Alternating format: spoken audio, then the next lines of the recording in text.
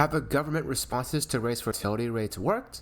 No, because they focus on covering some of the cause of childcare. They're attacking the symptom, but not the cause, which is low wages, high housing costs, and too many work hours. Hey guys, Tap here, and we're looking at government responses to lowering fertility rates. Let's see why they don't work, starting with America. What has America done to raise fertility rates?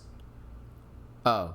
Okay, they've done a few things to encourage having kids. They give $6,000 if you give birth to a kid, and also tax cuts. But the baby being born costs more than $6,000, so it still costs money to have kids. It's better than nothing, I guess. Despite not covering costs for raising a kid, America has a higher birth rate than the EU on average. America is so lucky that its people want to have children. But they made the fertility rates worse in the future with the big beautiful bill, by making people who currently don't have a job not as eligible for SNAP and Medicaid. Cutting support programs for people who don't make a lot doesn't encourage people to have kids, since parents worry about their kids, and removing safety nets makes having a kid a harder decision. It also raises the deficit by a few trillion, which makes the future more difficult. But let's move on from this, and let's look on another continent, Europe.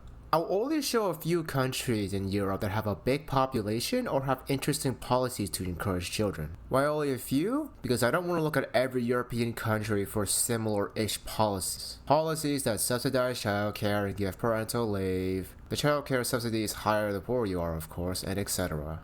Let's have an in-depth look at Germany's childcare policies, since they're the biggest European economy and their childcare policies are generous. In Germany, the parents get 255 euros per month for each child until they're 18, or a tax credit. The German tax office will give you the one that is more beneficial, which is nice. It's called a child benefit. You can get even more money if you're poor, called the child allowance, which is up to 297 euros per month for each kid. You have to apply for it. It's not automatic like the child benefit. Germany also has free childcare in some states like Berlin and Hamburg. Of course, this causes supply issues in those states since everyone wants something that's free. You have to look for 1 month or maybe a year before the kid is born. Speaking of pregnancy, there's mandatory maternity leave for 6 weeks before the birth and 8 weeks after the birth.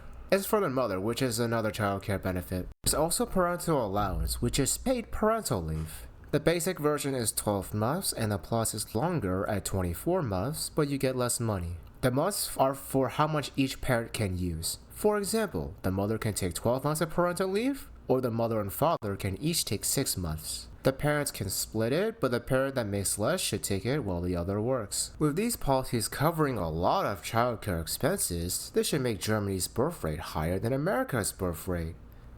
Oh wait, it's lower. It turns out that just covering childcare expenses might not be enough. So let's compare Germany to a country nearby it.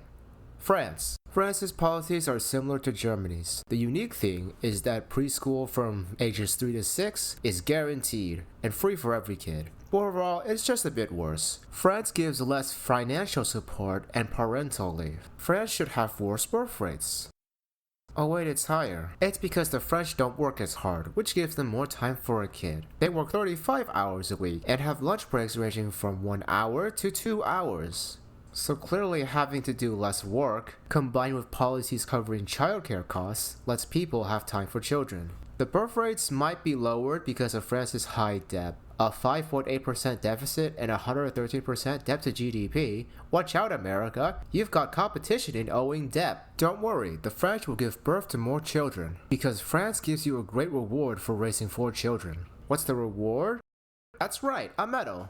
Gold stars aren't only for kids, adults can get them too. This is real, you can apply to get this bronze medal. There used to be a silver and gold version before 2013, but judging by the fact that they removed the silver and gold version show that this wasn't worth the effort to France. So the medals didn't help with raising birth rates. But maybe instead of covering childcare expenses to increase birth rates, why not just give money for having 3 to 4 kids? That's what Hungary is doing. Hungary gives loans that are around 25,000 euros that are forgiven after having 3 kids. They're giving grants and loans for couples that want to buy a home if they promise that they'll have kids.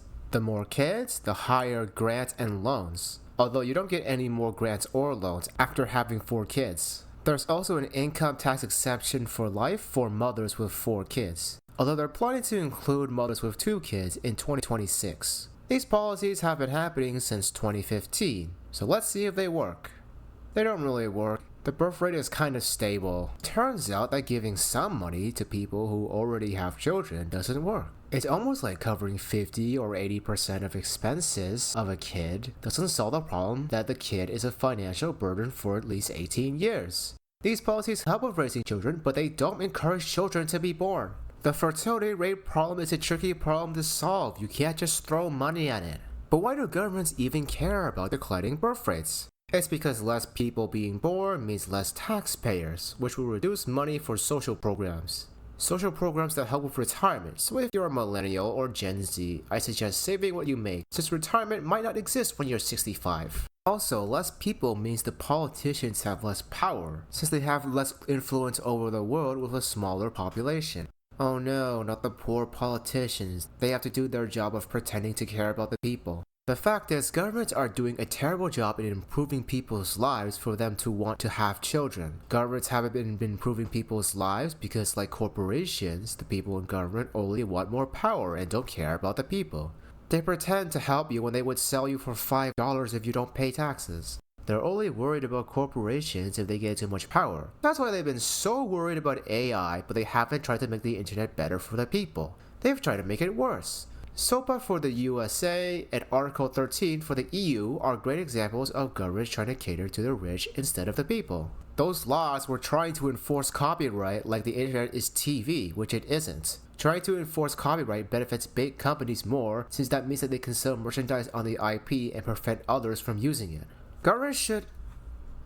Sorry, I got a bit carried away. Let's look further east to look at countries like Japan and South Korea to see how they try to raise birth rates. South Korea and Japan cities have policies like matchmaking for people so that they get married and hopefully have kids. Some South Korean cities are holding blind date events, while some Japanese cities are doing something similar. Tokyo is giving 4-day work weeks to its government employees. This shows that governments don't really care about you. If the governments cared about you, they would have given 4-day work weeks decades ago. But Tokyo gave 4-day work weeks 4 months ago. While the South Korea policies that aren't matchmaking are giving money for marriages, and the standard gives some support for childcare with money and more parental leave. I want to talk about a South Korean corporation that is giving money to people to have kids, booyoung Group. Booyoung Group offers 100 million won, which is around 75,000 USD for each kid.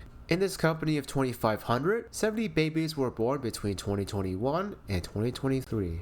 That company also gave the people who gave birth to those babies the baby bonus too, so that's nice. With this absurd amount of money, surely there will be a baby boom. $75,000 is a lot of money, and getting that for each kid will result in a lot more babies being born, right?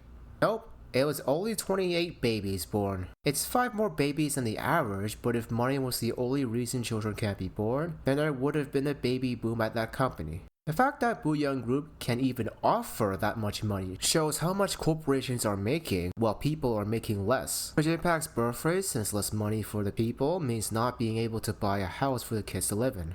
While governments don't care about you and they aren't doing enough to make the average person's financial situation good, we can't ignore that having a child is a long-term commitment that sacrifices some of your independence to focus on the kid. That cost can't be covered by any amount of parental leave or financial support. It's also tricky to combat how the internet has given entertainment that is cheaper and easier to access than dating. Issues like that can't be solved, but we should make the people's lives more financially stable. With policies that give a much higher minimum wage along with more houses with the land available, that might make people want to have kids. Also, if governments want to support parents who are going to raise kids, just give them $300,000 if they give birth to 3 kids, with $100,000 for each additional kid, so 4 kids will get you $400,000. I am serious, this will be more straightforward and helpful than policies that in total pay half or a third of that amount. Governments do need to encourage parents who will have kids to have a lot after all, and $300,000 is a lot of money. That's all for now, folks. Thanks for watching, and kiss the sub button.